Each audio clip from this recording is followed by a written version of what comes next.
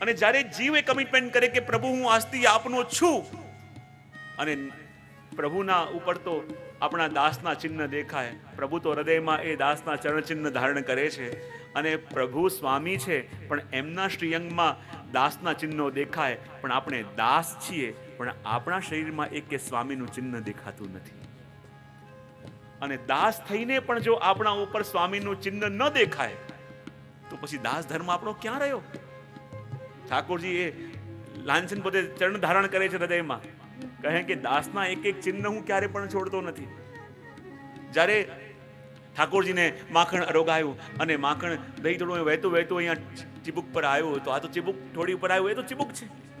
અને કહેવાય જ્યારે ઠાકોરજી પોતે તિલક ધારણ કરે છે ને, તો એટલે તો કહ્યું કે બધા ભક્તો ધારણ કરે એ ઠાકોરજીના ચરણ ચિહ્ન, અને પ્રભુ ધારણ કરે એ સ્વામીજીના ચરણ ચિહ્ન.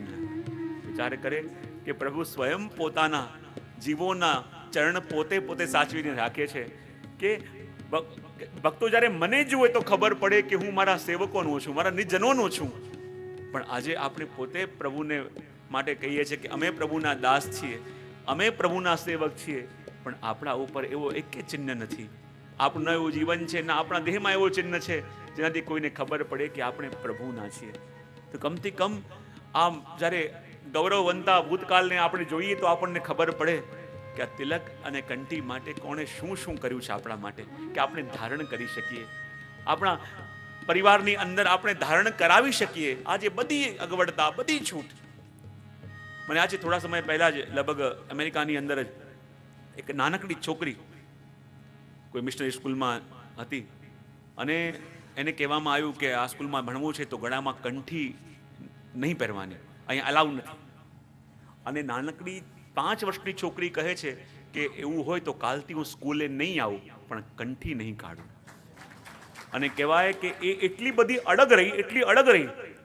જ્યારે જ્યારે પણ સ્પોર્ટ્સનો પીરિયડ હોય અને એના સ્પોર્ટ્સના ટીચર એને કહે કે આ કંઠી અલાઉ નથી, કંઠી પહેરાય જ નહીં, પેલું કહે કે જે પીરિયડમાં જે વિષયની અંદર આ કંઠી અલાઉ ન હોય મને કહી દો, એ વિષય આજથી હું છોડી દઉં છું, પણ કંઠી દૂર નહીં થાય. અને કહેવાય એના માતા પિતા પણ એટલા બધા દ્રઢ, એ કહે છે કે અમારા વૈષ્ણવ ઘરની દીકરી છે, અને તમારા માટે થઈને કંઈ આના ગળામાંથી કંઠી ન નીકળે. પણ આ વાત વધતા વધતા કહેવાય કે સ્કૂલના ટીચર પાસે ગઈ, સ્કૂલના ક્લાસ ટીચરે પ્રિન્સિપલને વાત કરી, પ્રિન્સિપલે આવીને માતા પિતાને સમજાવ્યું કે આ સ્કૂલની અંદર આવી રીતે કંઠી એલાઉ નથી, કે આ બધા સ્પોર્ટ્સનું હોય કે આ કરવાનું એમાં કંઠી નથી ચાલતું. ત્યારે માતા પિતા કહે અમે બહુ ક્લિયર છે, અમારે દીકરીને સ્કૂલમાં એડમિશન આપવું હોય તો કંઠી સાથે આપજો, આ કંઠીથી અલગ આ સ્કૂલમાં નહીં આવી શકે. અને કહેવાય આ વાત વધતા વધતા એજ્યુકેશન મિનિસ્ટર સુધી લેવલ પર ગઈ, અને ત્યાં જઈને એણે પરમિશન આપવી પડી કે આ દીકરીને કંઠી પહેરીને સ્કૂલમાં આવવા માટે અલાઉ કરવામાં આવી. આજે પણ એવા જીવો છે. અને માણસને જો કરવું હોય તો દુનિયાની કોઈ તાકાત એને રોકી ન શકે. પણ આપણે કહીએ કરીશું કરીશું. દુનિયામાં સત્ય ખાલી 2 જ છે. હું હંમેશા કહું દુનિયામાં ખાલી 2 જ સત્ય છે, એક કરવું છે, બીજું નથી કરવું. અને વચ્ચેના બધા એક્સક્યુઝિસ જે છે એ બધા આપણા ગોટાળા છે. દુનિયામાં ખાલી 2 સત્ય છે, યા તો કરવું છે યા નથી કરવું. અને કરીએ પણ આમ છે, કરવા માંગીએ છીએ પણ આ છે, આ બધી ગોળ ગોળ વાતો છે. હું એમ માનતો નથી. જેને કરવું છે એના માટે કોઈ એક્સક્યુઝ નથી. અને જે સંકલ્પ કરે છે ને કે મારે કરવું છે, ઠાકોરજી જો એકવાર તમે સંકલ્પ કરો કે મારે કરવું છે, પ્રભુ એવી અનુકૂળતા કરી આપશે કે તમને કલ્પના પણ નહીં હોય. પ્રભુ કહે છે કે તું ખાલી અડધો કામ કર અને અડધું કામ મારા પર છોડ. પ્રભુ કહે ભોજન કર, બચાવવાનું કામ મારા પર છોડ. તું જલ પી, તરસ છિપાવવાનું કામ મારા પર છોડ. તું બીજ વાવ, એને ફસલ ઉગાવવાનું કામ મારા પર છોડ. અને તું ખાલી એક મનથી સંકલ્પ તો કર, એ સંકલ્પ પૂરું કરવાનું કામ તું મારા પર છોડ. એક જીવ જ્યારે મનથી સંકલ્પ કરે કે મારે કરવું છે, પછી દુનિયાની કોઈ તાકાત એને રોકી શકતી નથી. પણ ખરેખર જો કરવા માંગતો હોય તો એના માટે ક્યારે પણ કોઈ એક્સક્યુઝિસ ન હોય. અને જેને કરવું નથી એને લાખ બહાના હશે, કારણ કે કરવા માંગતા નથી. અને કરવા નથી માંગતા એમ કહે તો મનની અંદર ગિલ્ટ ફીલ થાય છે, અને પોતાની ગિલ્ટને છુપાવવા માટે, પોતાના ગિલ્ટને પોલિશ કરવા માટે જાત જાતના એક્સક્યુઝિસ આપે છે. આજે કેવી કેવી જગ્યાએ જવાનું થાય, કેવા કેવા લોકોને મળીએ, અને એવી એવી પરિસ્થિતિમાં એ લોકો સાચવી રહ્યા છે. આ બધું આપણને જોઈને લાગે કે ખરેખર આ બધા માર્ગના સ્તંભો છે, અને સ્તંભો છે કે જેને કારણે આ માર્ગ હજી સુધી અડીખમ 500 વર્ષથી એમને એમ છે. અને આપણને જ્યારે આટલી બધી સુગમતા, આટલી બધી વ્યવસ્થા, જે કરવું હોય બધા પ્રકારની સુગમતા હોય, ને છતાં એવી કઈ વસ્તુ છે કે જે આપણને કરતા રોકે છે? આ કયા પ્રકારના યુગમાં આપણે જીવીએ છીએ કે જે આપણને આપણું કર્તવ્ય નિભાવતા પણ શરમમાં નાખે છે? દુનિયામાં ઘણી બધી એવી વસ્તુઓ આપણે કરીએ છીએ જે કરતા ખરેખર શરમાવું જોઈએ, એની શરમ નથી આવતી. પણ જે આપણા માટે સૌભાગ્યનો વિષય છે, જે દિવસે એ સૌભાગ્ય માટે આપણને સંકોચ થવા લાગે, શરમ થવા લાગે, ત્યારે ખરેખર આપણે પોતે પ્રભુ માટે શરમરૂપ બની જઈએ. અને એટલા માટે કમથી કમ આ પ્રસંગની અંદર આપણે આપણા ગૌરવને જોઈએ, અને ખરેખર આપણા બાળકોને, આપણા પરિવારની અંદર કમથી કમ આ તિલક અને કંઠીનો મહિમા જરૂર સમજાવજો. બીજી તમે એને ગમે ત્યાં લઈ જાઓ, ગમે તે કરાવો, એ તો આજે નહીં તો કાલે જવાનો જ છે, આજની તો કાલે કરવાનો જ છે. પણ કમથી કમ માતા પિતા એને આ કંઠીનો મોલ તો સમજાવે કે આ કંઠી કેમ કરીને આપણને મળી છે, આ કંઠી કોની કૃપાથી આપણને મળી છે, આ કંઠીની પાછળ કોનું કોનું કેટલું કેટલું બલિદાન થયું છે, ત્યારે જઈને આ કંઠી આપણા હાથમાં આજે છે. બહુ વસ્તુ સહજતાથી મળી જાય, સરળતાથી મળી જાય તો એની કિંમત આપણે આંકી ન શકીએ. આપણા એ ભૂતકાળને જોઈએ, આપણે આપણા આચાર્યોના ચરિત્રને જોઈએ, આપણા વૈષ્ણવની ટેકને જોઈએ કે હાથીના પગ નીચે કચડાવવા તૈયાર છે, પણ પોતાના મસ્તકમાંથી કંઠી કે તિલક દૂર કરવા તૈયાર નથી. અને જ્યારે એ વસ્તુને જોઈએ તો આપણને ખબર પડે કે આપણા પૂર્વજો કોણ છે, આપણા આદર્શો કોણ છે, આપણે કયા ભવ્ય ભૂતકાળની અંદર આપણે આપણા માર્ગને જોયો છે, કે જે સમયે માર્ગ માટે કેવી ટેક, અને વિચાર કરો કેવી ખુમારી વૈષ્ણવની અંદર હશે, કેવી ટેક હશે. અને ખરેખર એ ખુમારી, એ ટેક હોય તો આજે તમારા માટે કંઈ અસંભવ નથી. પ્રભુ તો આપણી જોડે જ છે, પણ જોડે રહીને ખાલી જુએ છે કે જુઓ તો ખરા આની ટેક કેટલી છે, આ કેટલો અડગ છે, આ કેટલો અચલ છે એના માર્ગ ઉપર, આની નિષ્ઠા કેટલી છે માર્ગ ઉપર. ઠાકોરજી જીવનના હરેક ક્ષણે ભક્તની જોડે જોડે ચાલે છે, પણ જોવા માંગે છે હું જોઉં તો ખરા. એક પહેલો કદમ તો આ વધારે, પછી એનો હાથ પકડીને હું એને સંભાળી લઈશ. પણ એક પહેલો કદમ ઉઠાવવામાં જ આપણે એટલા બધા અસહાય થઈ જઈએ છીએ. કરીશું તો કોણ કરશે, શું કરશું, શું કરશું, અને જીવનના કેટલા વર્ષો વેડફી નાખ્યા આ જ વિચાર કરવામાં. કેમ થશે, શું કરાશું, આ જીવન ક્યાં પતી જશે આપણને ખબર નથી.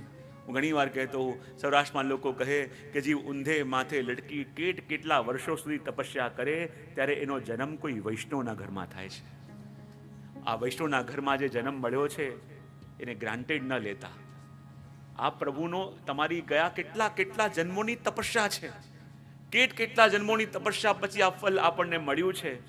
અને ખરેખર એ અવસર આપણને મળ્યો, પણ એ અવસરને આપણે જો ચૂકી ગયા તો ખબર નહીં હવે આ અવસર મળશે કે કેમ, એની કોઈ ખાતરી નથી. તો જીવનમાં જે ક્ષણ આપણા હાથમાં છે, જે સમય આપણા હાથમાં છે, જે સમય વીતી ગયો, પણ જે મળ્યો છે એના માટે તો આપણા માર્ગ માટે કંઈક કરીએ, એના થકી તો આપણા માર્ગમાં આગળ વધીએ, એના થકી તો આપણા પ્રભુને સુખ આપી શકે એવું કંઈ કરીએ. બાકી દુનિયાની બધી વસ્તુ ચાલતી રહેવાની છે, આપણે હોઈએ કે ન હોઈએ એનાથી આ દુનિયામાં કંઈ ફરક પડવાનું નથી. આપણને લાગે કે જે દિવસે હું નહીં હોઉં શું થશે, હું નહીં હોઉં શું થશે. દુનિયામાં કેટલા આવ્યા અને કેટલા ગયા, આ દુનિયામાં કંઈ ફરક પડ્યો નથી. આ દુનિયા જેમ ચાલે છે એમ ચાલશે, તમારા ઘરના કામ જેમ ચાલે છે એમ ચાલતા રહેશે, તમારા વેપાર ધંધા જેમ ચાલે છે એમ ચાલતા રહેશે, આપણે હોઈએ કે ન હોઈએ. પણ આ જે અવસર મળ્યો છે, આ જે આપણા હાથમાં જે વર્ષો છે, એમાંથી કંઈક એવું કરી જઈએ આપણે, જેથી જ્યારે જવાનો સમય આવે ત્યારે મનમાં ક્ષોભ ન થાય કે લાભ મળ્યો તો ખરા, પણ એ તકને ઝડપી ન શક્યા. એક કંભાગી લોક હોય કે જેને ભાગ્યમાં જ ના આવ્યું હોય, અને બીજો અભાગ્યો કે જેના ભાગમાં તો આવ્યું પણ ભોગવી ન શક્યો. અને આપણી દશા ક્યાંક એવી ન થાય. આ અવસર આપણને મળ્યો, આ તક આપણને મળી, અને આ તક ક્યાંય ચૂકી ન જવાય.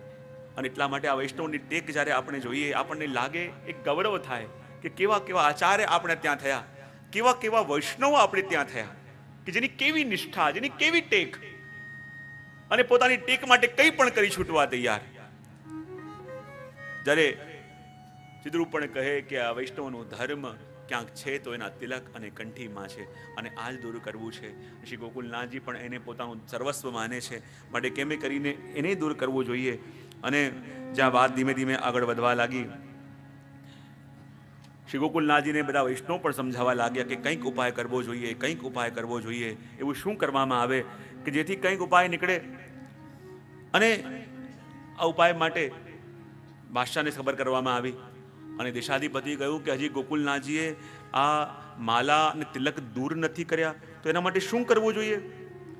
ચિદ્રૂપે એક ઉપાય કર્યો કે ગોકુલની અંદર જ્યારે શ્રી ગોકુલનાથજી રહી રહ્યા છે તો ગોકુલમાં એટલી જાહો જલાલી છે, એટલું બધું ઐશ્વર્ય છે, તો ગોકુલનાથજીને હું બધા હાકેમોથી કેટલા પ્રકારથી મેં કહેવામાં આવ્યું કે આ માલા તિલક દૂર કરો, મારા કંઠી દૂર કરો, પણ ગોકુલનાથજી માનતા નથી. તો એક ઉપાય, એક યુક્તિ હું કરું.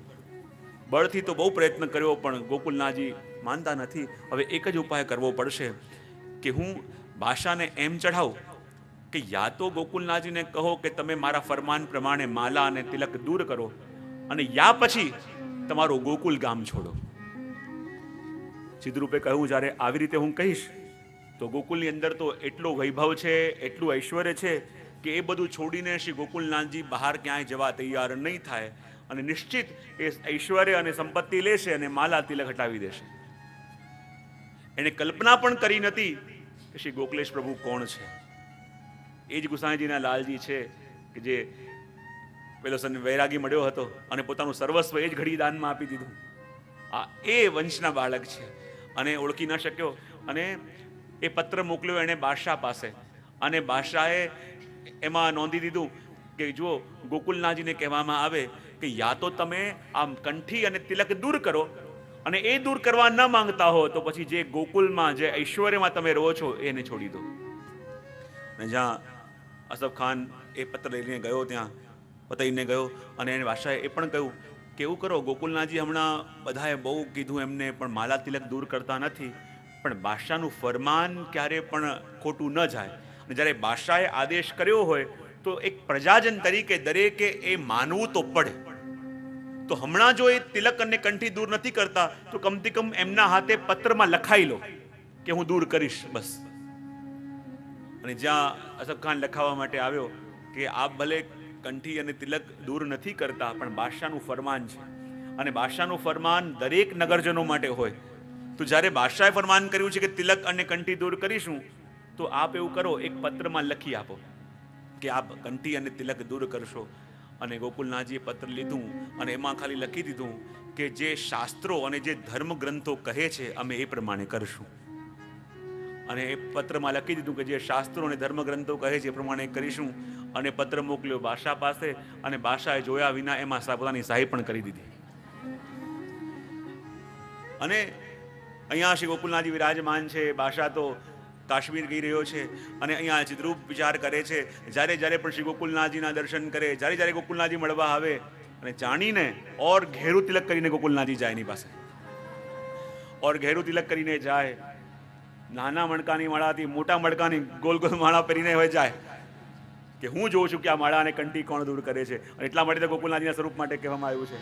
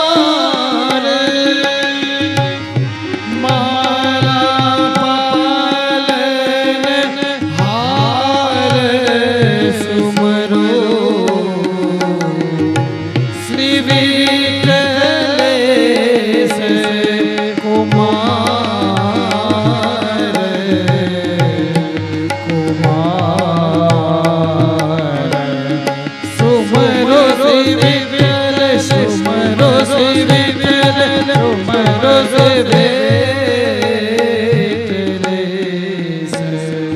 કુમાર માયા તિલક નનજો કમાઓ પરિજનતી પુકાર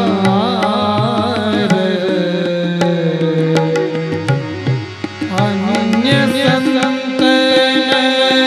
દિયે ધીરજ અન્ય સંતન દિયે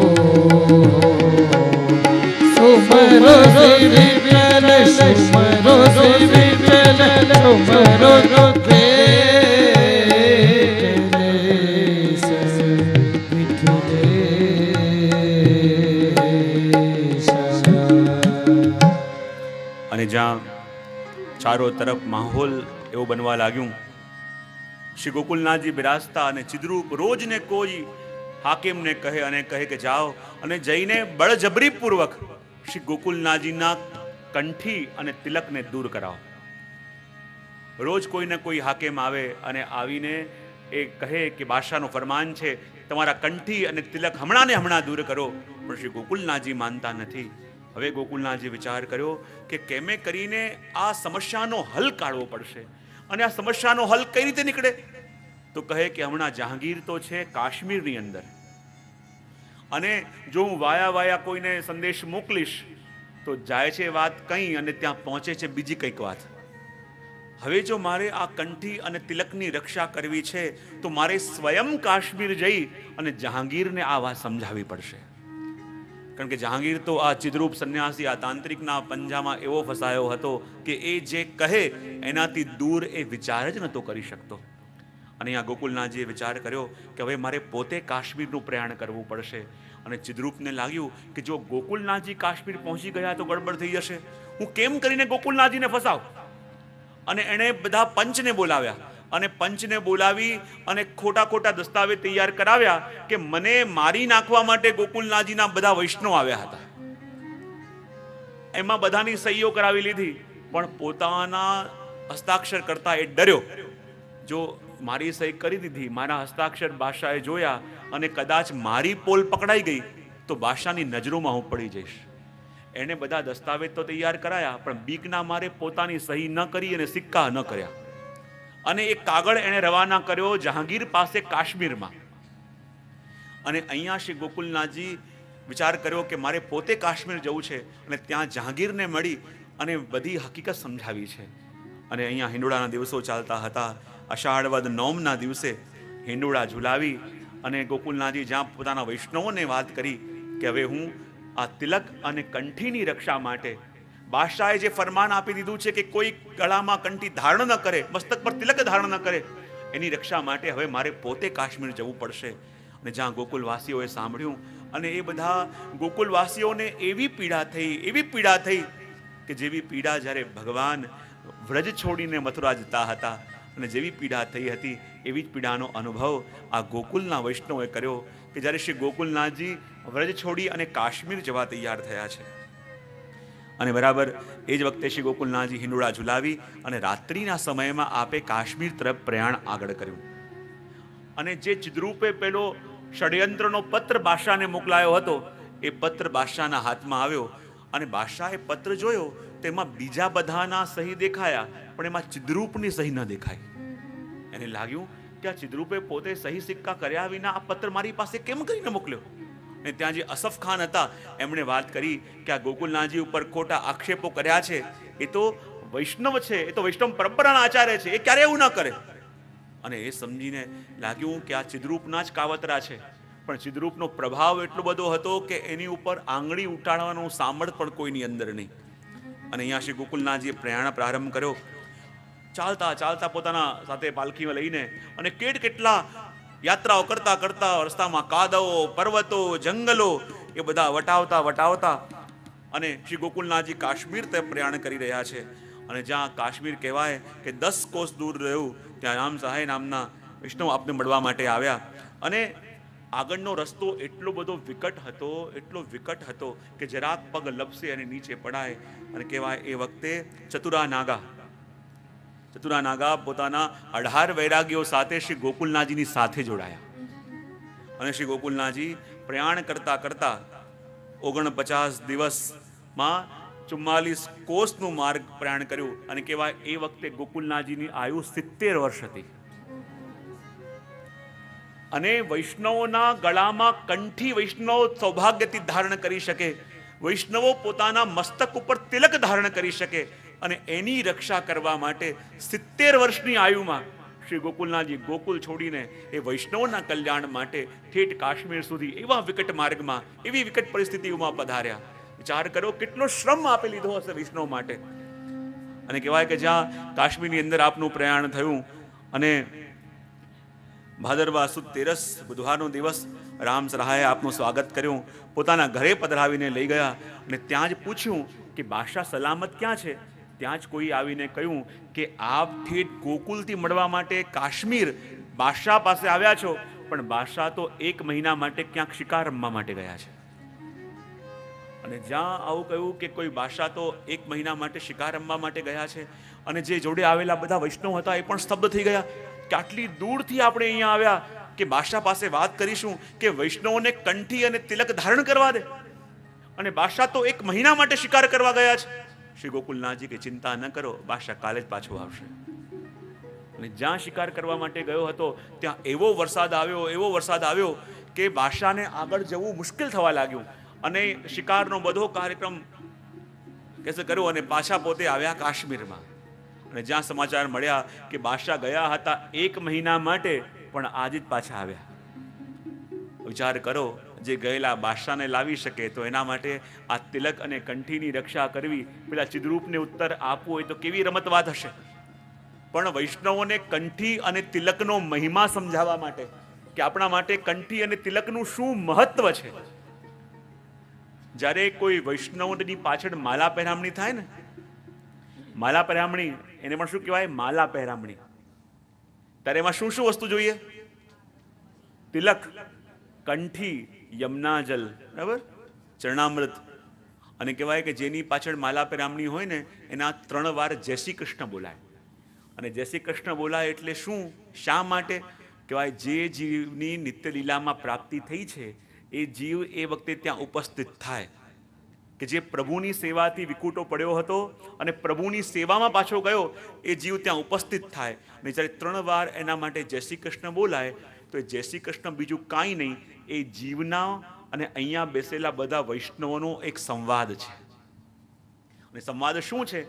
અહીંયા બેસેલા જીવ પહેલી વાર જય શ્રી કૃષ્ણ કહીને પૂછે છે કે તમે એવું તે શું કર્યું કે તમને ઠાકોરજીની ચરણારવિંદની સેવા મળી? તમે એવું તે શું કર્યું કે તમને ઠાકોરજીની સેવામાં પ્રાપ્તિ થઈ? ત્યારે પેલા વૈષ્ણવ 3 વાર જય શ્રી કૃષ્ણ કહે અને કહે કે આ 4 વસ્તુનો આશ્રય મેં કર્યો, એટલા માટે મને ઠાકોરજીના ચરણોની પ્રાપ્તિ થઈ. તો કહે 4 વસ્તુ કઈ? તો પહેલા કહે કંઠીની માળા, ચરણામૃત, તિલક, યમુનાજળ અને વલ્લભકુલ. આટલા 4-5 વસ્તુનો આશ્રય કર્યો ત્યારે જઈને મને નિત્ય લીલામાં પ્રાપ્તિ થઈ. માટે માલા પહેરામણીની અંદર આટલા તત્વો હોય તો માલા પહેરામણી થાય. કઈ કઈ વસ્તુ? માળા, તિલક, ચરણામૃત, બિલકુલ, આટલા તત્વો હોય તો માલા પહેરામણી થાય. અને એમાં કહેવાય કે જીવ જ્યારે ઠાકોરજીની પાસે પહોંચે છે તે એ ત્યાં સુધી લઈ જનારી આ કંઠી છે. કારણ કે માણસનું જે આ મસ્તક છે એમાં છે બુદ્ધિ, અને આ જે દેહ છે એમાં છે કર્મ. અને કંઠી જ્યારે ધારણ કરે તો આ કર્મ અને બુદ્ધિ બંનેને જોડે છે. અને કર્મ અને બુદ્ધિ બંનેને જોડનારી આ કંઠી એટલે ભક્તિ રૂપા કંઠી કહેવાય, કે જે કર્મને પણ જોડે અને બુદ્ધિને પણ જોડે. બુદ્ધિને પણ એવી રાખે કે જે ઠાકોરજીમાં લાગે, અને કર્મ પણ એવા કરાવે કે જે ઠાકોરજીને સુખ આપી શકે. અને એટલા માટે શ્રી ગોકુલનાથજીએ આ કંઠી અને તિલકની રક્ષા માટે ઠેઠ કાશ્મીર આ પધાર્યા. જ્યારે કાશ્મીર પધાર્યા, બાદશાહને ખબર પડી અને બાદશાહ પાછા એ જ દિવસે આવ્યા. અને એ દિવસે પાછા આવ્યા અને અસફ ખાનને ગોકુલનાથજીએ કહ્યું કે બાદશાહ સલામત સાથે મારા મુલાકાત કરવી છે અને મુલાકાતની વ્યવસ્થા તમે કરો. અને એ વખતે જહાંગીરનો દબદબો એવો હતો કે એના નામથી નાના મોટા રાજાઓ ધ્રુજતા હતા. જહાંગીરની સામે જઈને ઊભા રહેવું એ પણ બહુ મોટી વાત કહેવાતી. દેશાધિપતિ હતો અને મોટા મોટા બાદશાહ, મોટા મોટા રાજાઓ એની સભામાં નીચે બેસતા. એવો એ જહાંગીરનો દબદબો. જ્યારે શ્રી ગોકુલનાથજી એમને મળવા માટે ગયા અને અશરફ ખાને જઈને જહાંગીરને પૂછ્યું કે ગોકુલનાથજી આપને મળવા માટે માંગે છે તો કેમ કહીને વ્યવસ્થા કરવી. જહાંગીર કહેવા લાગ્યો કે એમણે કંઠી અને તિલક દૂર કરી દીધા છે. અશરફ ખાન કહે, ચિદ્રૂપે કહી કહીને થાક્યો, આપના બધા હાકેમે પણ કહી કહીને થાક્યા, પણ ગોકુલનાથજી કહે અને ગોકુલનાથજીના વૈષ્ણવ કહે છે કે અમે ગળું કપાવા તૈયાર છીએ પણ ગળાથી કંઠી દૂર કરવા તૈયાર નથી, અને મસ્તકને હાથીના પગ નીચે કચડવા તૈયાર છીએ પણ મસ્તકમાંથી તિલક દૂર કરવા તૈયાર નહીં. અને બાદશાહને પણ લાગ્યું કે શ્રી ગોકુલનાથજી આવ્યા તો છે અને મેં ફરમાન કર્યો છે કે કોઈ તિલક અને કંઠી ધારણ ન કરી શકે, અને ગોકુલનાથજી તો દૃઢ કરીને આવ્યા છે કે દૂર કરવા તૈયાર નથી, તો એમની સાથે ચર્ચા કરીશ તો ચર્ચા કરું છે નહીં. જે મારે જોઈએ છે એ આપવાના નથી અને એમને જે જોઈએ છે એ મને આપતા તકલીફ થશે, કારણ કે હું પેલા ચિદ્રૂપને વચન આપી બેઠો છું કે તમારે બધા લોકોની કંઠી દૂર કરાવી દેવી. હવે કરવું શું? સમસ્યા ઊભી થઈ. છતાં જહાંગીરે કહ્યું અશરફ ખાનને કે એવું કરો, તમે શ્રી ગોકુલનાથજીને કહો કે મને મળવા માટે મારા દરબારમાં આવે પણ એકલા આવે, બીજા કોઈને લઈને ન આવે. કહે ઠીક છે. શ્રી ગોકુલનાથજી મંજૂર થયા અને ગોકુલનાથજી જોડે એક વૈષ્ણવને લઈને અને જહાંગીરની પાસે જઈને બેઠા. જહાંગીરનું સ્વાગત કર્યું, જહાંગીરને આશીર્વાદ આપ્યા. અને જ્યાં જહાંગીરને આશીર્વાદ આપ્યા અને જહાંગીર કહે કે જ્યારે બધાએ મેં ફરમાન કર્યો અને મોટા મોટા સંતોએ પણ પોતાની કંઠી અને તિલક દૂર કરી દીધા અને મેં એમને મોટી મોટી પદવીઓ આપી દીધી છે, તો જો બધા કંઠી અને તિલક દૂર કરી શકે તો આપ કેમ ન કરો? થોડી વાર તો રાજા મૌન રહ્યો હતો અને પછી એને બોલવાનું પ્રારંભ કર્યો. અને ત્યાં અશરફ ખાન ઊભા હતા અને બધા મોટા મોટા મંત્રીઓ ઊભા હતા કે જે શ્રી ગોકુલનાથજીને લઈને આવ્યા હતા. એ ચૂપચાપ ઇશારો કરતા હતા કે આ જહાંગીર છે, એની આગળ આ વધારે કંઈ બોલતા નહીં. અને ગોકુલનાથજી કહે, આજે તો બોલવાનો અવસર મળ્યો છે, આજે મારે મારી વાત બરાબર બાદશાહને સમજાવી છે. અને અશરફ ખાન એના ડરતા હતા, તો દેશાધિપતિ છે, બાદશાહ સલામત છે, અને મોટા મોટા રાજાઓ જેની પાસે બેસતા પણ થરથર ધ્રુજે એવો જહાંગીરનો પ્રભાવ એ વખતે.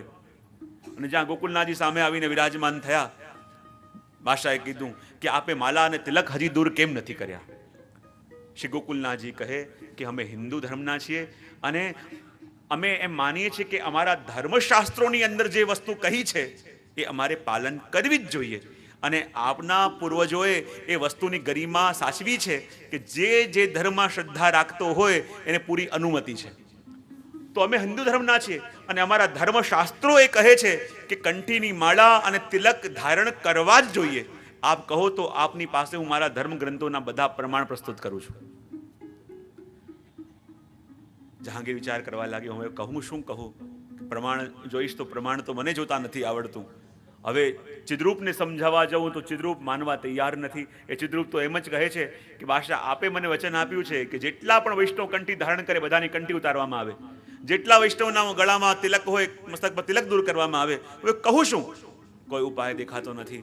અને કોઈ ઉપાય દેખાતો નથી ત્યારે જહાંગીરે કહ્યું કે એવું કરો, હજી આપને કહું છું કે મારા માટે પણ, મારી વાત માનીને પણ આપ આ તિલક અને કંઠી દૂર કરી દો. ગોકુલનાથજી કહે, તમે જે સજા આપવા તૈયાર હો હું ભોગવવા તૈયાર છું, પણ આ તિલક અને કંઠી દૂર નહીં થાય.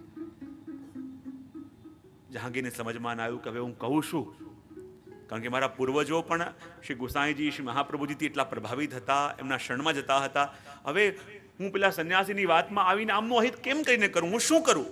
સમજમાં ના આવ્યું ત્યારે શ્રી ગોકુલનાથજીને થોડો ભય બતાવવા માટે એણે પેલો પત્ર મંગાવ્યો અને પત્રમાં કહ્યું, બોલે આપે સહી તો કરી છે કે માલા તિલક દૂર કરશો. બોલે ક્યાં કરી છે, પત્ર લાવ. અને જ્યાં પત્ર બાદશાહે વાંચ્યો તો શું લખ્યું હતું કે જે આપણા ધર્મ ગ્રંથો કહે છે એ પ્રમાણે હું કહીશ. અને ધર્મ ગ્રંથો તો એ જ કહે છે કે વૈષ્ણવ ગળામાં કંઠીની માળા ધારણ કરવી જ જોઈએ, મસ્તક પર તિલક ધારણ કરવું જ જોઈએ. બાદશાહ ફરી વિચાર કરવા લાગ્યો, હવે હું શું કહું. પેલો પંચનામો યાદ આવ્યો કે જે પંચનામાની અંદર શ્રી ગોકુલનાથજીથી લખાવીને લાવ્યા હતા અને કહ્યું હતું કે જો અમે એક ફરમાન કરીએ છીએ કે આપને મેં કહીને થાક્યા કે આપ કંઠી અને તિલક દૂર કરો.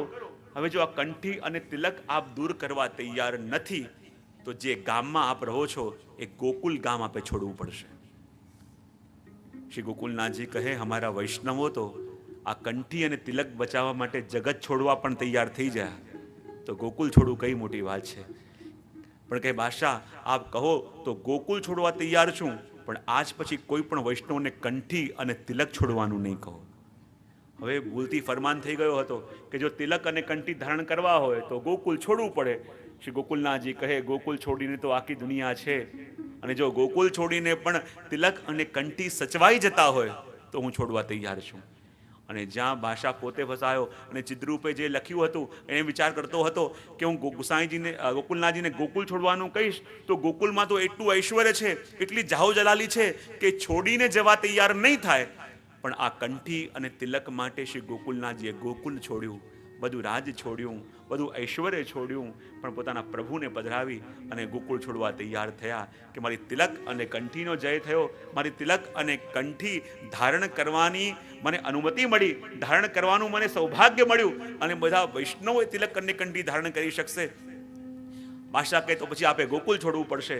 શ્રી ગોકુલનાથજી કહે, હું તૈયાર છું, પણ ગોકુલ છોડીને હું ક્યાં જાઉં? જ્યાં જવું ત્યાં ફરી મને પેલો ચિદ્રુ પરેશાન કરવા આવશે તો? બોલે એવું કરો, આપ જગન્નાથપુરી જાઓ. ફરી કંઈક વિચાર આવ્યો ગોકુલનાથજી કે જ્યાં કહો જવા તૈયાર છું. બોલે જગન્નાથપુરી જતો રહીશ. બોલે ના એવું કરો, જગન્નાથપુરી દૂર છે, આપ કાશી પધારો. ગોકુલનાથજી કે હું કાશી જવા પણ તૈયાર છું, પણ મને લખી આપો કે કંઠી અને તિલક મને ધારણ કરવા માટે કોઈ રોકશે નહીં અને હું ગોકુળ સિવાય કાશી અથવા બીજે ક્યાં પણ જઈ શકું. અને બાદશાહે સહી સિક્કા કરાયા, આખું ફરમાન કરાયું કે આપ ગોકુલ છોડીને બહાર વધારશો અને તિલક અને કંઠી ધારણ કરતા આપને હવે કોઈ રોકી નહીં શકે. અને જ્યાં એ પત્ર શ્રી ગોકુલનાથજીના હાથમાં આવ્યો અને વૈષ્ણવના મુખમાં તો આનંદ છવાવા લાગ્યો કે શ્રી ગોકુલનાથજી આ 70 વર્ષની વયે પણ પ્રયાણ કરી ઠેઠ કાશ્મીરની અંદર ગયા અને બાદશાહ દ્વારા એ પ્રમાણ કરાયું આપે કે વૈષ્ણવ કંઠી અને તિલક ધારણ કરી શકશે. અને જ્યાં ગોકુલનાથજીને આ સમાચાર મળ્યા ત્યાં રહેલા બધા વૈષ્ણવમાં આનંદ વ્યાપ્ત થયો. અને જ્યાં વૈષ્ણવમાં આનંદ વ્યાપ્ત થયો ત્યાં જ અસફ ખાન આવ્યા અને કહે કે આ સહી સિક્કા કરવાના છે, આપ કાશી પધારશો? બોલે હા, મેં કીધું છે કાશી પધારશું. એવું કરો, આપ કાશી પધારો એના કરતાં સોરમજી પધારો, એ પાસે પણ છે અને મારી ઈચ્છા છે કે આપ સોરમજીમાં બિરાજો. શ્રી ગોકુલનાથજી કહે, પણ મેં તો બાદશાહને કહ્યું છે કે કાશી અથવા બીજે ક્યાંક. તો અશરફ ખાન કે બીજે ક્યાંકમાં તો કંઈ પણ આવી શકે, અને આપ ચિંતા ન કરો, હું સોરમજીનું લખાણ કરીશ અને બાદશાહ પાસે એની સહી સિક્કા પણ કરાવી લઈશ. આપ પ્રસન્નતાથી ગોકુળ તરફ પ્રયાણ કરો. હવે આપનો જય થયો છે, કારણ કે એ સંન્યાસીની હાર થઈ છે, એની બધી પોલ પકડાઈ ગઈ છે. હવે એ ખોટો પત્ર જોયો અને પત્ર જોઈને જહાંગીરને લાગ્યું કે જુઓ અમે કોનો સાથ આપ્યો અને કોનો વિરોધ કર્યો. અને જ્યાં શ્રી ગોકુલનાથજી આગળ પધાર્યા અને બધાને સમાચાર બધી જગ્યાએ ફેલાવા લાગ્યા અને અસફ ખાને બાદશાહ પાસે સહી સિક્કા પણ કરાવી લીધા કે શ્રી ગોકુલનાથજીને સોરમજી પધારવાની અનુમતિ મળે અને એમના માલા તિલક દૂર કરવાનું કોઈ જ એમને ક્યારે પણ કહી ન શકે અને માલા તિલક માટે કોઈ પણ ચર્ચા કરવા એમની પાસે જઈ પણ ન શકે. અને આ બધા સહી સિક્કા કરાવ્યા અને શ્રી ગોકુલનાથજી ત્યાંથી પાછા પધારવા માટે અગ્રસર થયા. બધી જગ્યાએ આનંદ છવાયો, કારણ કે શ્રી ગોકુલનાથજીના સ્વરૂપના દર્શન કરી હવે બધા એવા દિગ્મૂળ થઈ ગયા. શ્રી ગોકુલનાથજીએ પોતાના સ્વરૂપથી, એટલે કહ્યું ને હું તો વારી રે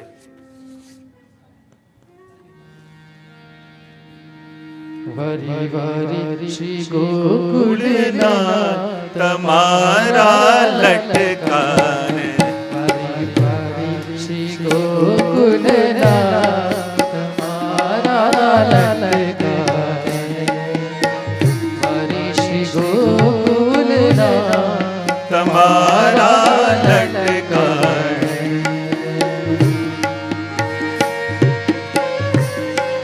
તાલીઓ પાડતા પાડતા શ્રી ગોકુલનાથજીને વધાઈએ. માનો કેવો આભા હશે ગોકુલનાથજીના મુખારવિંદમાં. માલા તિલકનો જય કરી, માલા તિલકની રક્ષા કરી આ કાશ્મીરથી વધારી રહ્યા છે.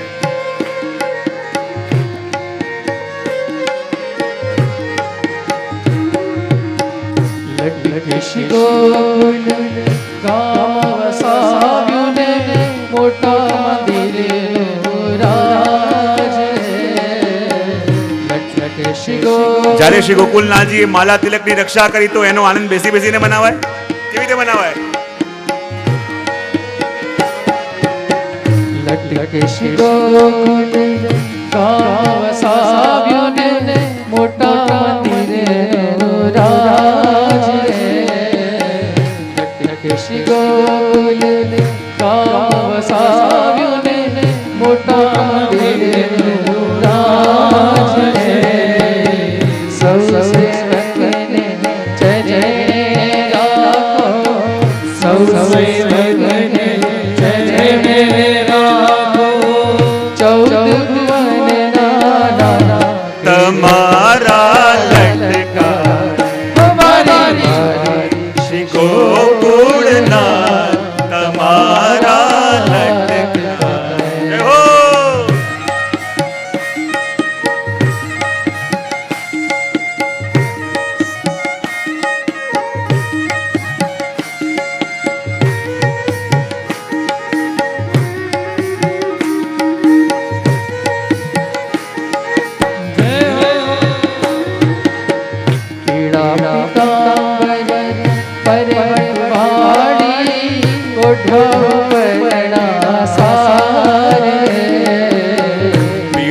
પીતાંબર પટવરવાળી ઓઢ્ય ઉપરના સારે.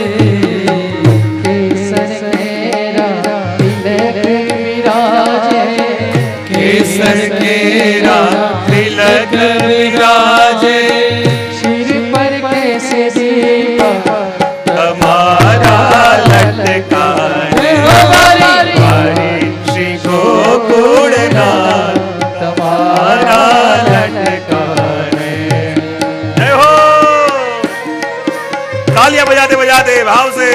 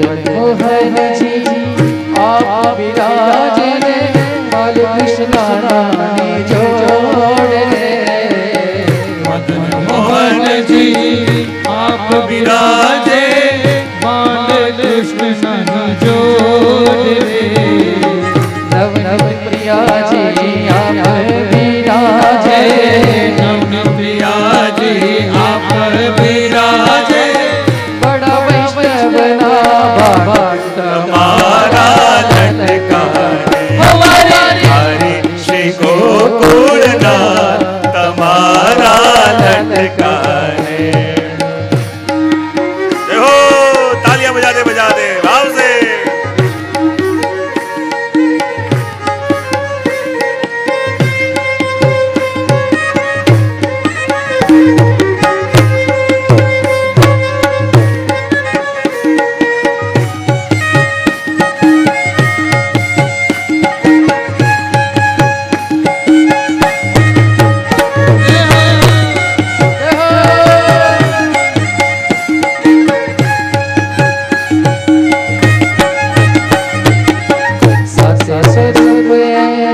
ગોકુલ વિરાજે જાણીએ બોલો પૂરી રે સાત સ્વરૂપ શ્રી ગોકુળ બિરાજે જાણે બોલો પૂરી રે મોટે મંદિર ગોકુલનાથજી વિરાજે મોટે મંદિર શ્રી ગોકુળનાથજી બિરાજે સમાસી વિઘ્ન ઝાલા તમારા લટકારે હરે શ્રી ગોકુળના તમારા લટકારે હરે શ્રી ગોકુલના તમારા લટકારે જય હો એક સાલ તાળીઓ પાડતા પાડતા જય જય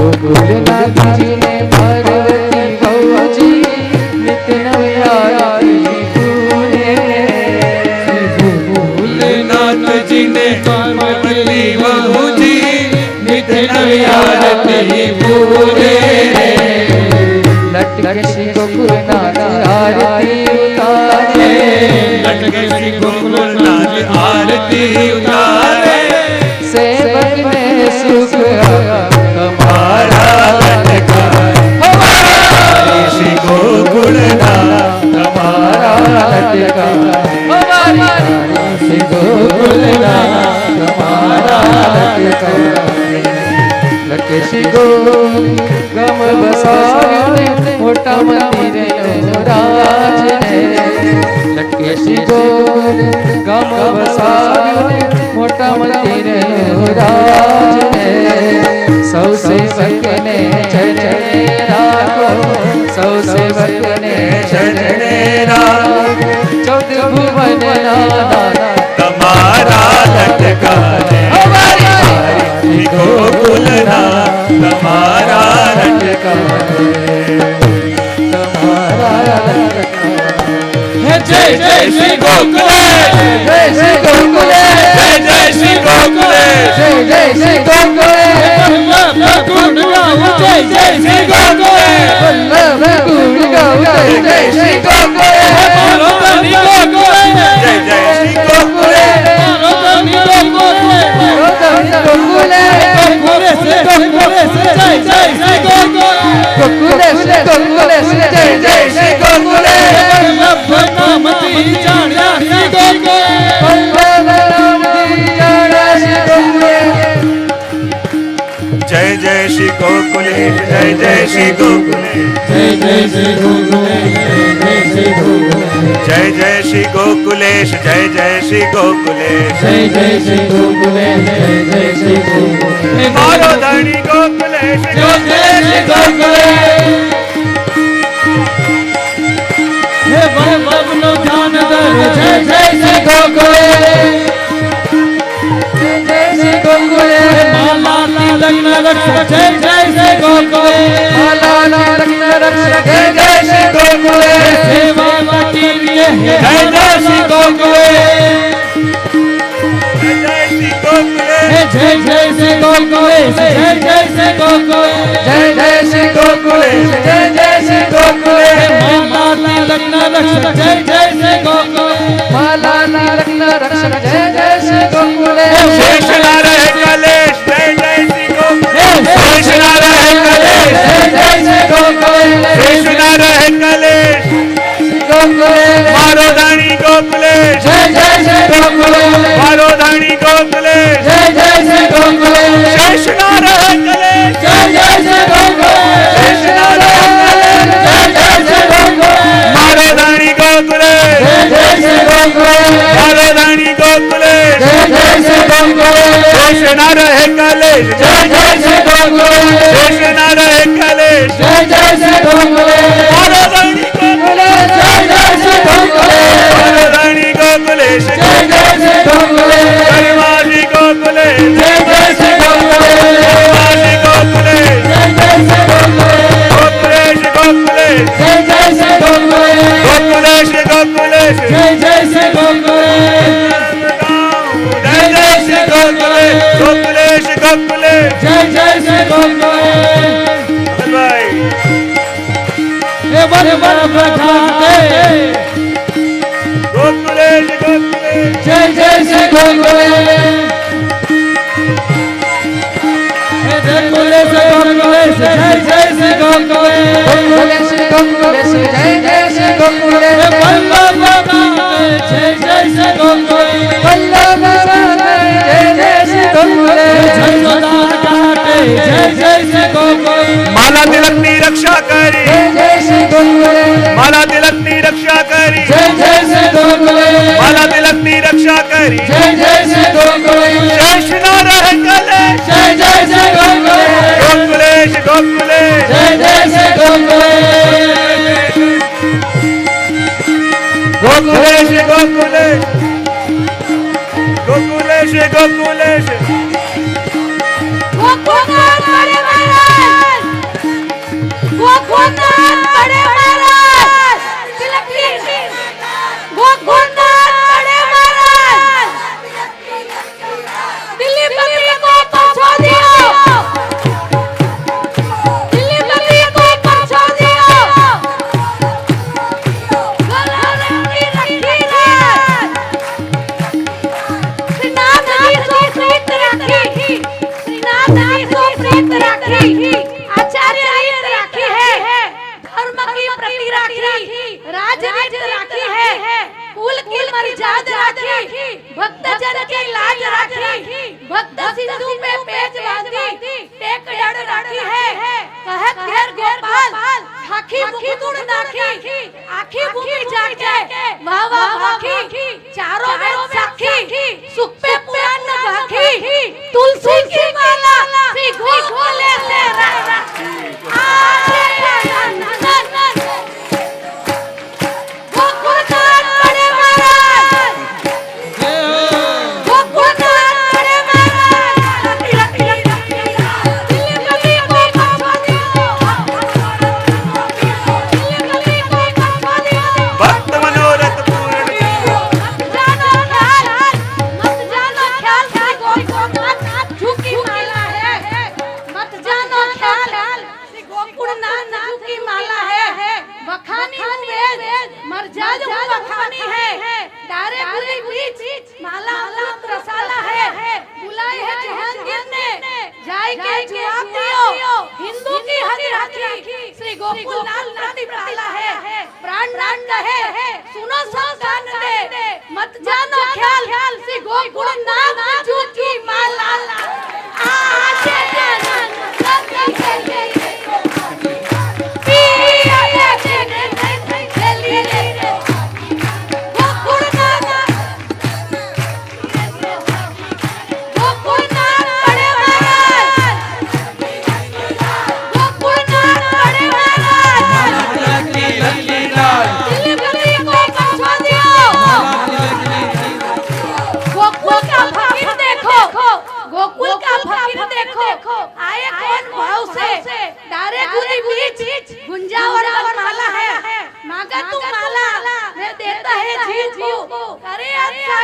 को संग नंग लाला है हुआ है निडर मैं देता हूँ दुशाला मेरी माला हरोगे बंद रहे साला है प्राणनाथ बात साथ है सुनो सब कान ले मत जानो ख्याल श्री गोकुलनाथ जी की माला आज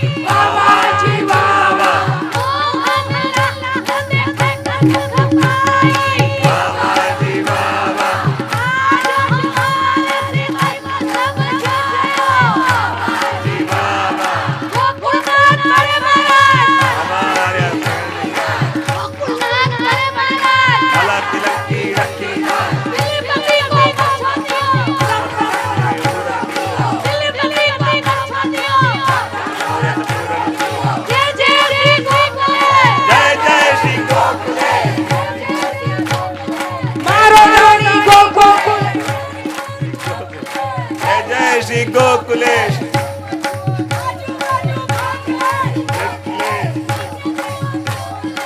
गोकुलेशी गोकुलेश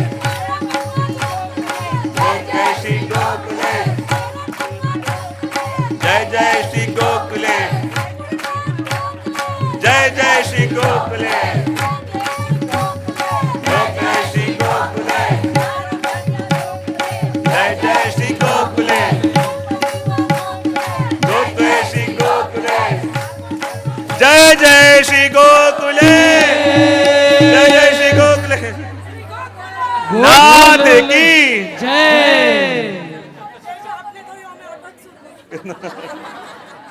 બધા પોતાનું સ્થાન ગ્રહણ કરી લો.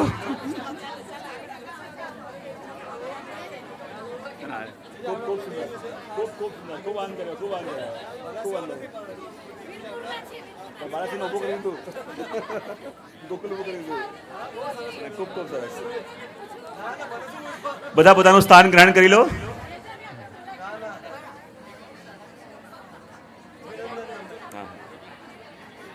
नाथ की श्री गोकुल नाथ की श्री गोकुल नाथ की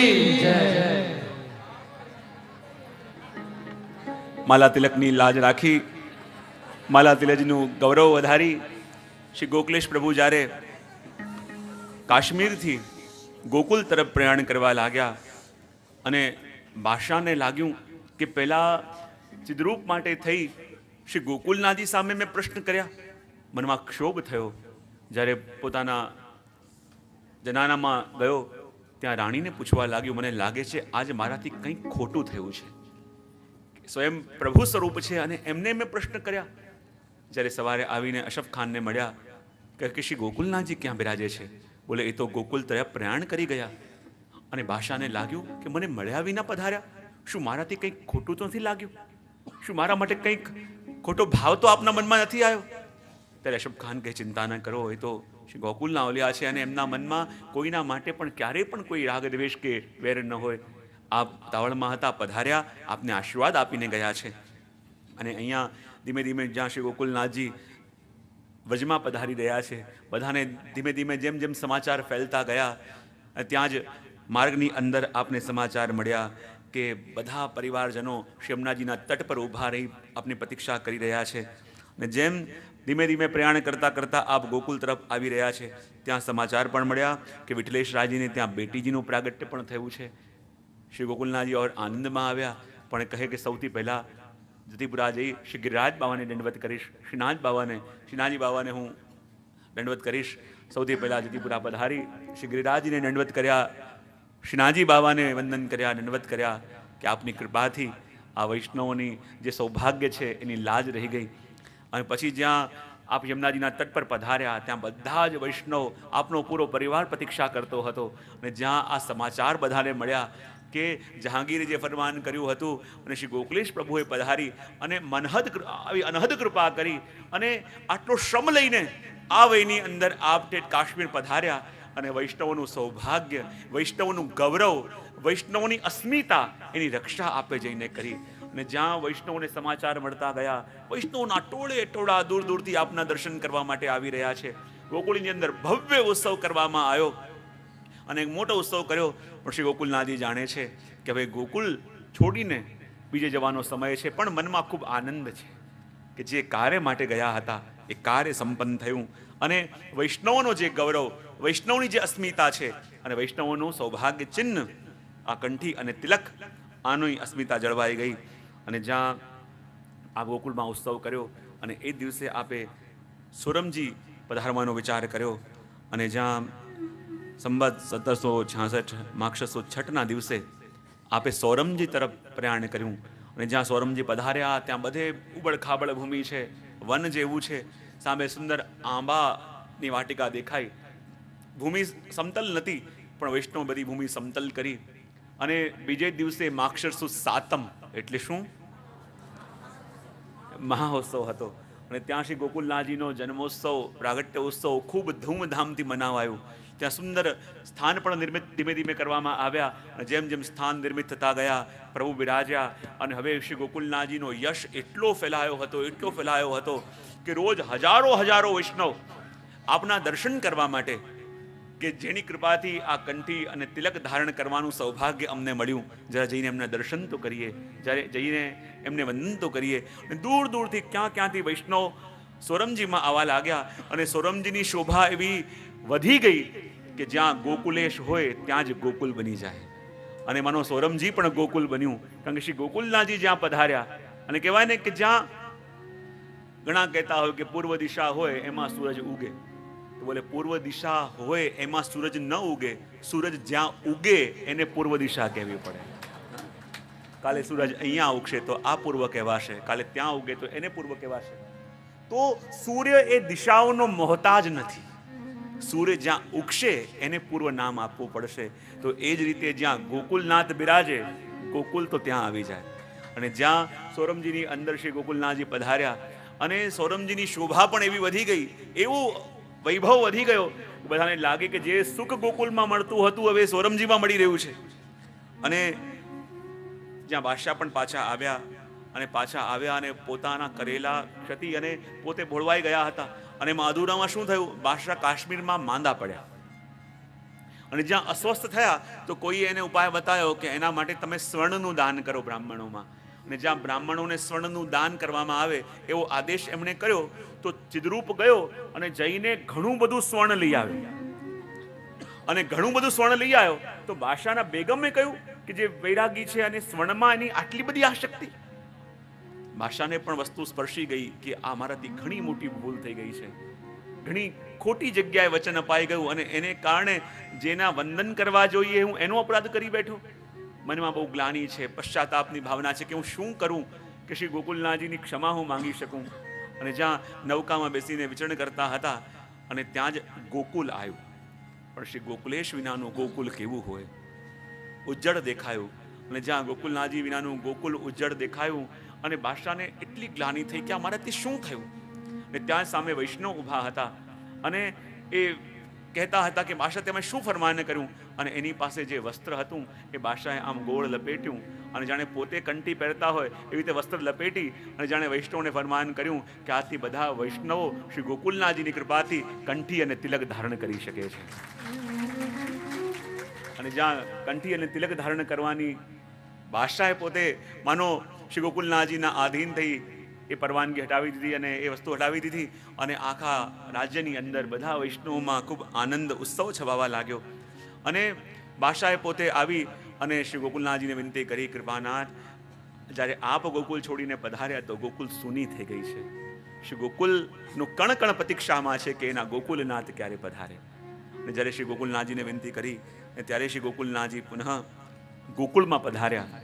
અને ગોકુળમાં પધારી આપે લગભગ 20 વર્ષ ગોકુળની અંદર આપે બધા ઉત્સવો કર્યા, બધા આનંદ ઉત્સવ કર્યા અને બધા જ વૈષ્ણવોને એ સુખ આપ્યા.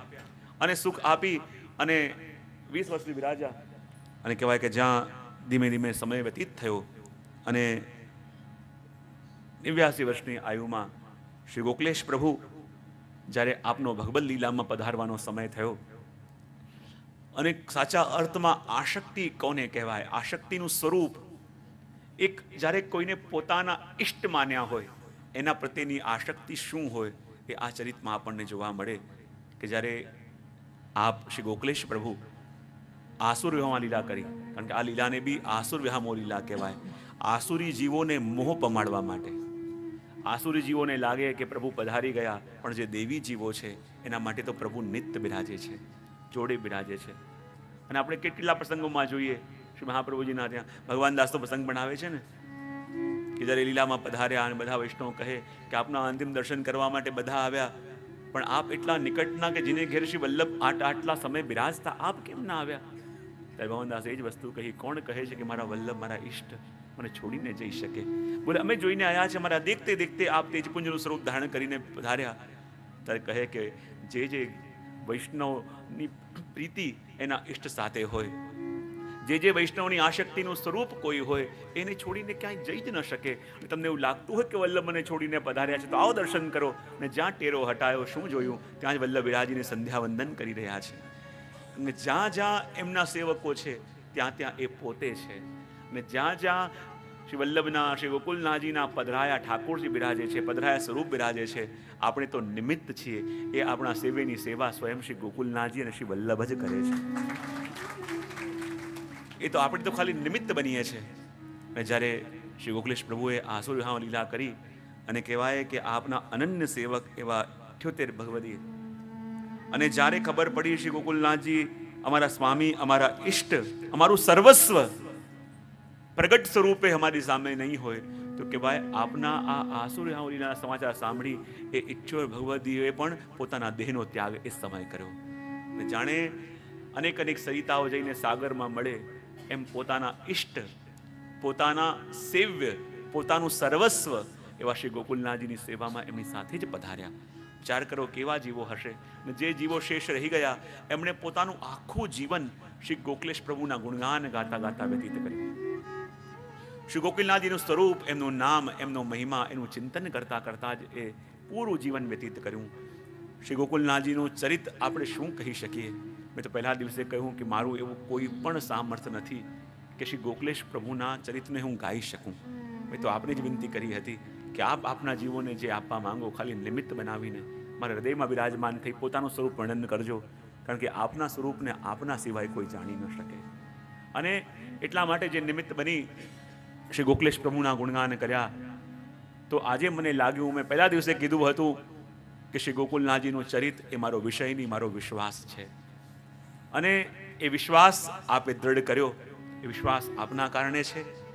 અને આજે મને લાગે છે કે મને પણ આટલા સમયે આટલા ભગવદ નામ લીધા, પણ આજે મને પણ મારી કથાઓનું આજે ફલ મળ્યું 4 દિવસ કે આ શ્રી ગોકલેશ પ્રભુના ચરિત્રને હું ગાઈ શક્યો, શ્રી ગોકલેશ પ્રભુના ચરિત્રને હું વર્ણન કરી શક્યો. જેવી રીતે શ્રી ગોકુલનાથજી જ્યારે ભગવદ વાર્તા કરતા હતા, રોજ તો ભાગવત પર પ્રવચન કરતા, પર એક દિવસ જ્યારે ભગવદ વાર્તા કરી, વૈષ્ણવ પૂછે કૃપાનાથ कथा कब होगी? तब गोकुलनाथ जी एज कहूँ आज कथा नहीं, कथा को फल दे दियो है. तो आज એવું જ લાગે છે કે આજે વિષયની ચર્ચા તો ઘણી કરી, પણ આજે સીધું ફલ મળ્યું છે અને ફલનું ગાન કર્યું છે આપણે. તો પુનઃ એકવાર આ આયોજનની અંદર જે નિમિત્ત બન્યા હરસાણીજી ચેરિટેબલ ટ્રસ્ટ અને વસંતબેન, વિજયભાઈ, આવી સુંદર સજાવટ કરી, સુરેખાબેન ઇત્યાદિ બધા એમના બહેનોએ, અમિતભાઈ, પ્રમોદભાઈ અને બધાના આ સંકલ્પને કારણે, બધાના મનોરથને કારણે આ ઉત્સવ 4 દિવસ આપણે ઉજવ્યો. અને ખરેખર હું પહેલાં જ કહી દઉં કે અહીંયા હું પ્રવચન કરવા નહોતો આવ્યો, બસ ભેગા મળી આપણે શ્રી ગોકલેશ પ્રભુના ગુણગાન ગાતા હતા. અને રોજ રોજ કોઈ ને કોઈ સ્વરૂપે એમ લાગે કે જાણે શ્રી ગોકલેશ પ્રભુ અહીંયા બિરાજતા હોય. જ્યારે પ્રાગટ્ય ઉત્સવ થયો, મહાઉત્સવ થયો, ત્યારે લાગ્યું કે પ્રભુ પ્રગટ્યા છે. જ્યારે વિવાહ થયો ત્યારે લાગ્યું એ આનંદ વૈષ્ણવના હૃદયમાં, કારણ કે જેના જેના મુખમાં, જેના હૃદયમાં શ્રી ગોકલેશ પ્રભુ બિરાજે છે.